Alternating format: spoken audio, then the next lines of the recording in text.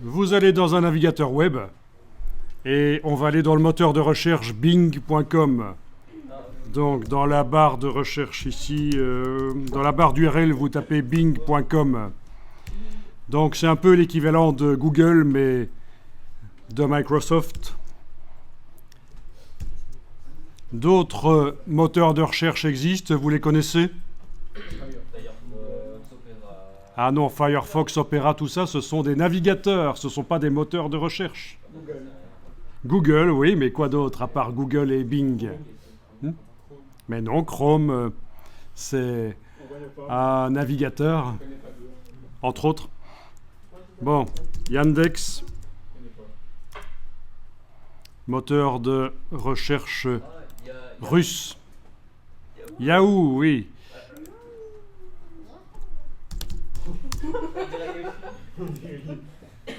Etc. Voilà, il y en a plein d'autres. Ils ont chacun leurs caractéristiques. Bon, je vais passer par Bing ici. Alors, vous allez taper ce que vous recherchez. Moi, je vais peut-être taper girafe, mais vous pouvez chercher autre chose, bien sûr. Vous tapez le nom d'un objet ou d'un animal ou d'un sujet, voilà. En tout cas, j'ai mis un sac Gucci, c'est bon. Donc, vous cherchez des images et on va utiliser une image qui montre un sujet dans son décor. Donc, pas déjà une image qui a été traitée par quelqu'un pour que le sujet soit entouré de blanc. Alors, au niveau du filtrage, bien sûr, je ne peux pas utiliser toutes les images qui sont sur le web, donc j'enclenche le filtrage ici. Et au niveau du filtrage, je vais m'intéresser ici à la licence. Et je vais demander du domaine public. À partir de là, je pourrais me soucier de la définition de l'image. Quand on survole, on voit le nombre de pixels en largeur et hauteur, la définition. Mais vu que c'est juste un modèle pour le mettre dans Illustrator, ça n'a pas d'importance. Quelle est la précision de l'image? Est-ce que c'est un peu flou ou est-ce que c'est extrêmement précis? Ça n'a pas beaucoup d'importance.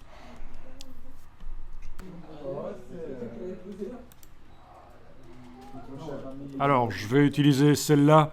Voyons un peu ce qui se passe, parce qu'elle vient du site Pexels, qui est un site qui répertorie des images du domaine public. Voyons un peu ce qui se passe quand, dans Bing, je vais sur le plus ici, et je demande « Afficher l'image ». Est-ce que ça va réellement m'afficher l'image? Oui, ça m'affiche réellement l'image, parce que parfois, ça me redirige vers le site.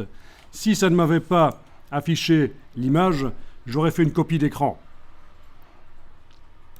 Un print screen sur le PC, une copie d'écran sur le Mac pour prendre l'image là qui s'affiche.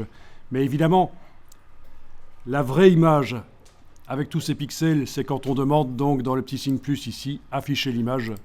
Et c'est ce que j'ai fait, ça s'est ouvert dans un nouvel onglet. Et ça, je vais l'enregistrer. Alors, l'animal doit être vu en entier, mais il y a des pattes qui ne sont pas vues ici en bas. Ce n'est pas grave, j'inventerai la forme du bout des pattes. Donc, enregistrer l'image sous.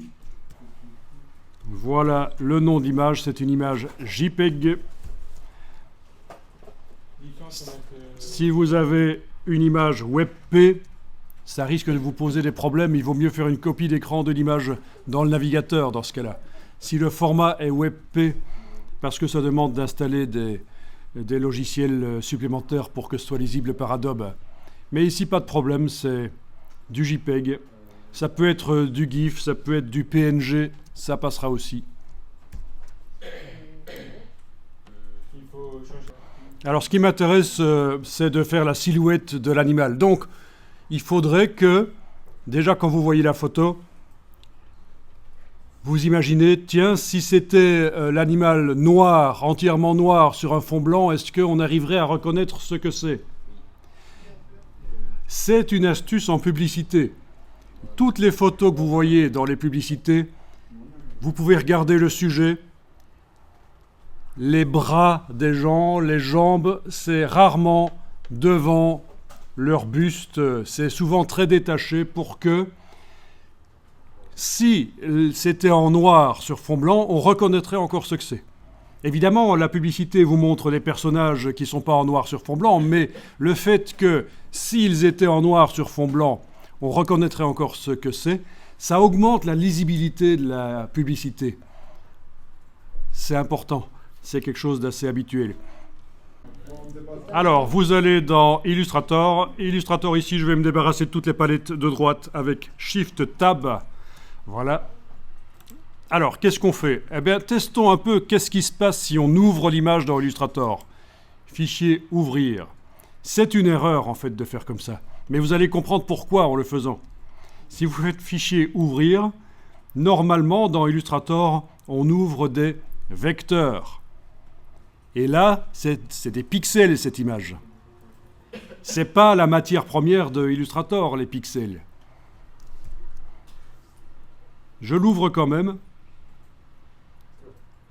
La voilà. Donc on a un format qui est sans doute le format A4 vertical qui est visible là. Et notre image qui est bien grande. Mais ça, ce n'est pas un problème. On peut la réduire, l'image. Le problème, c'est qu'en faisant fichier ouvrir comme ça, allez voir un peu ce qui se passe au niveau des palettes menu fenêtre, nuancier. C'est vide. Toutes les autres palettes seront vides aussi. Fenêtre, forme, il n'y a rien. Symbole, il n'y a rien.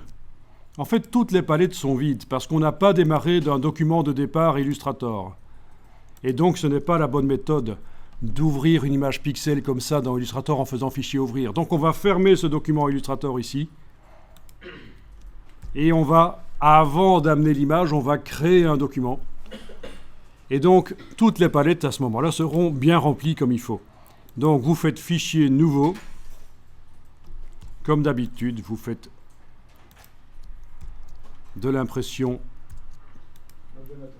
RVB ici. Voilà. Le centre, l'orientation. Et là-dedans, vous allez importer l'image. Vous faites fichier importer.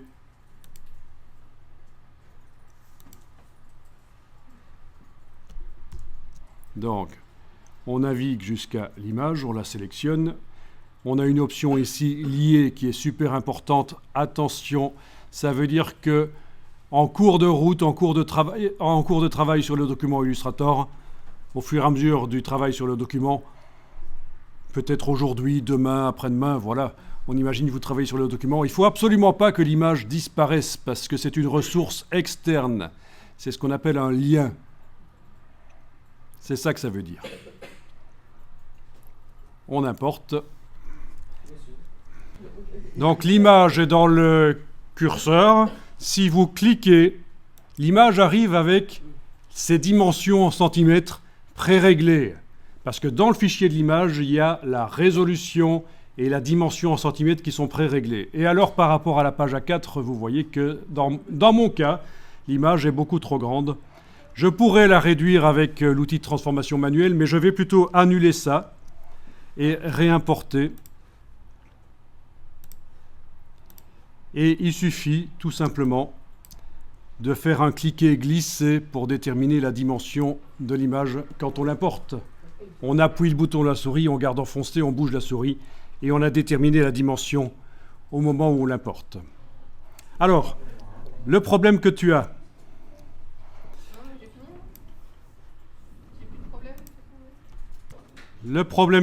c'est que le fichier téléchargé a une extension qui n'est pas correcte.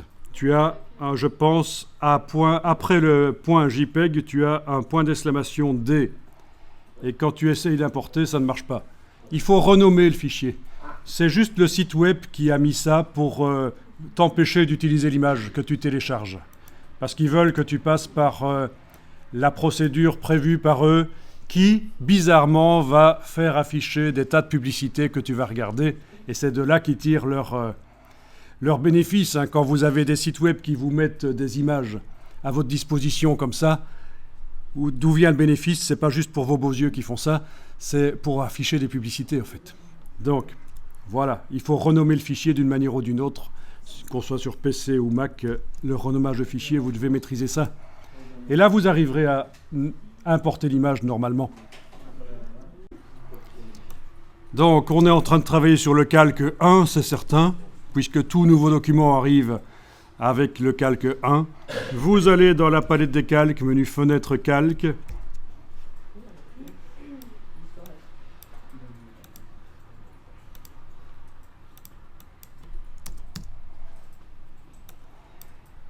Et vous allez verrouiller ce calque et en créer un nouveau. Et c'est sur le nouveau qu'on va dessiner. Alors, pour vous aider, vous allez pouvoir faire ça en plusieurs étapes au crayon. Donc, n'hésitez pas à zoomer et vous prenez le crayon.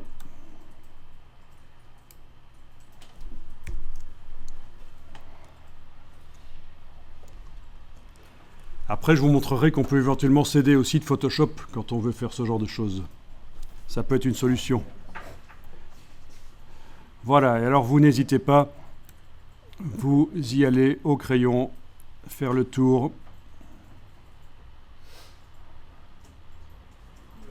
Mais alors, bon, il ne faut pas être extrêmement précis, hein, c'est pas pour un livre sur les animaux, un livre de zoologie. Voilà. Voilà la première forme. On peut faire les suivantes. Donc, vous voyez, barre d'espacement, je bouge et j'englobe au crayon les suivantes. Et je déborde sur la première. Je déborde. Si je vous montre sans la photo derrière, vous allez encore mieux voir. Si j'enlève l'œil en face. Voilà le genre de choses que j'ai faites. Après, évidemment, je vais utiliser le Pathfinder qu'on a utilisé pour faire la Lune, vous vous souvenez? Le Pathfinder, je vais l'utiliser pour sélectionner toutes les formes. En fait, d'abord, je vais sélectionner toutes les formes, puis le Pathfinder va les réunir en une seule. Et je veux une silhouette dans ce cas-ci. Je ne veux pas des détails. Je veux une silhouette parce que je vais faire un monogramme avec ça. Je vais tenter de faire un monogramme d'une certaine manière. Donc, je réaffiche l'œil en face du modèle. Je continue, barre d'espacement.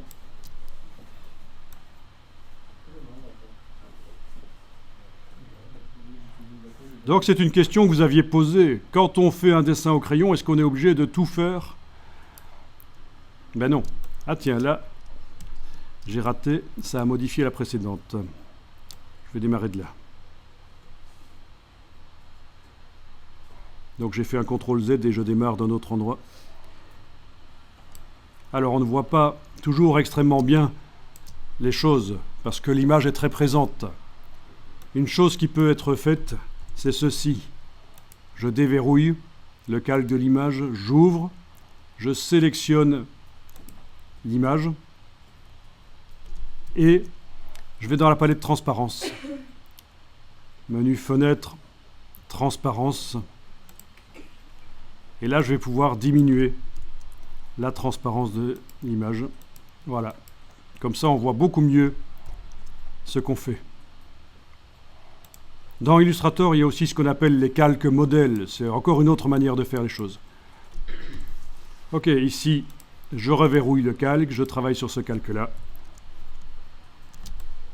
Et je vais rapidement faire les pattes. En fait, elle sera assez petite dans le logo qu'on va faire, dans le monogramme qu'on va faire, elle sera assez petite, donc il ne faut pas nécessairement faire quelque chose d'extrêmement précis, en fait, hein, ici. Faites bien attention à superposer les formes.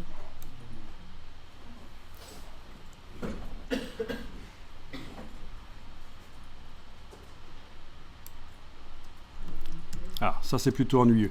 Parfois quand je dessine, il y a la forme précédente qui s'efface. Pour éviter ça, il faut enfoncer la touche commande sur le Mac ou contrôle sur le PC, cliquer à côté et la désactiver. Si elle est désactivée, la forme suivante ne va pas pouvoir la modifier avec le crayon.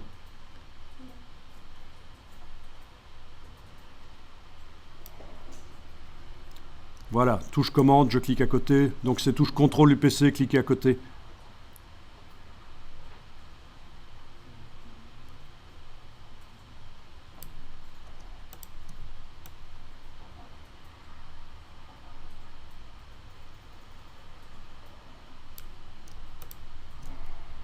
Voilà.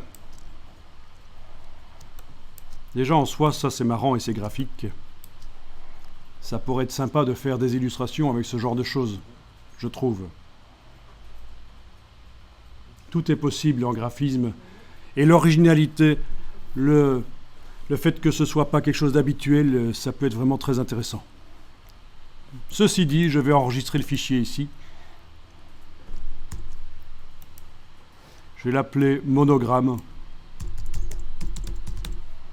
-01.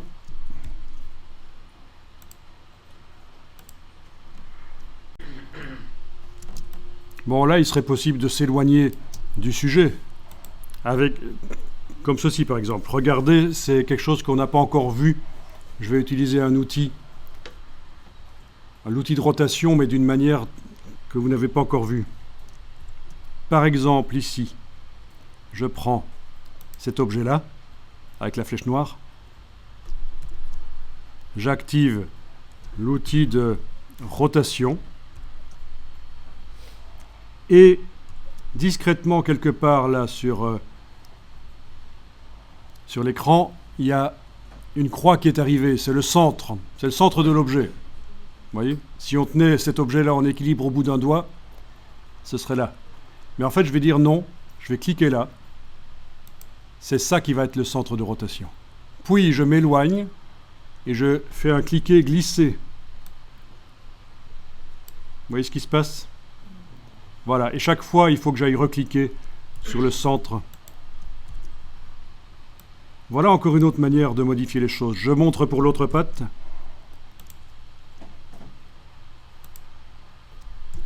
Je sélectionne outil de rotation. Je clique là où je veux que ça tourne. Je m'éloigne. Cliquer, glisser, je tourne. Et voilà. Et chaque fois, cliquer et repositionner. On peut aussi bouger, bien sûr, tout l'objet avec la flèche noire. Donc vous adaptez, déjà à ce stade-ci, vous adaptez les choses de manière à ce que la girafe ait la silhouette qui vous convient. Enfin, la girafe, dans ce cas-ci, c'est... Dans votre cas, c'est peut-être pas une girafe, mais enfin, voilà. Alors, quelque chose d'intéressant aussi, ici, quand j'essaye de déplacer un objet, j'ai parfois les repères commentés qui m'empêchent de le placer exactement comme je voudrais. Vous voyez toutes ces lignes qui apparaissent? Il y a des à-coups, ça cale. Et donc, il est possible temporairement d'aller dans le menu affichage et de désactiver repères commentés. Comme ça, quand vous déplacez, il n'y a plus les repères commentés, c'est beaucoup plus souple, vous pouvez positionner vraiment où vous voulez, comme vous voulez. Voilà. Ici, rien n'empêche d'agrandir aussi avec l'outil de transformation manuelle. Enfin, vous adaptez déjà à ce stade-là. Vous adaptez votre dessin. Au crayon, on peut revenir bien sûr aussi.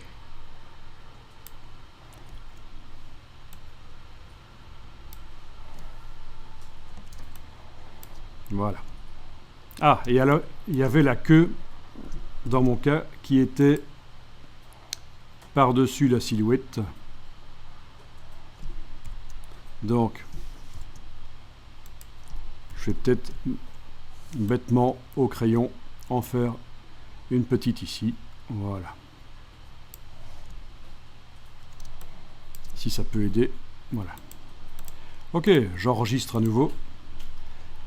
Alors, vous allez devoir sélectionner toutes les formes et on va utiliser le Pathfinder pour les réunir. Donc, commande A sur le Mac, CTRL A sur le PC, tout est sélectionné. On va chercher le Pathfinder, menu fenêtre, Pathfinder.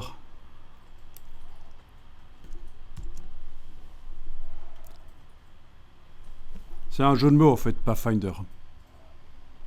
Vous avez jamais entendu ce mot-là? Non?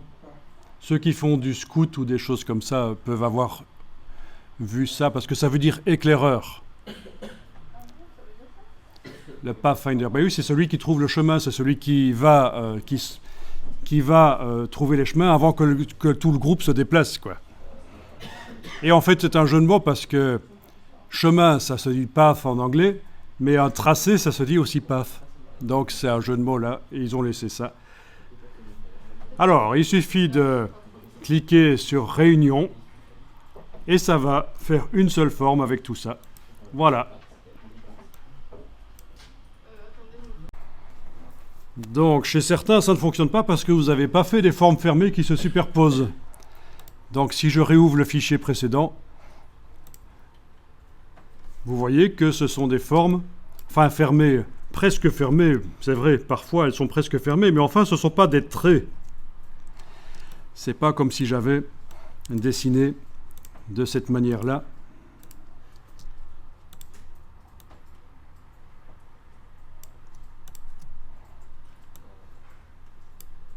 Vous voyez, j'ai pas fait ce genre de choses-là.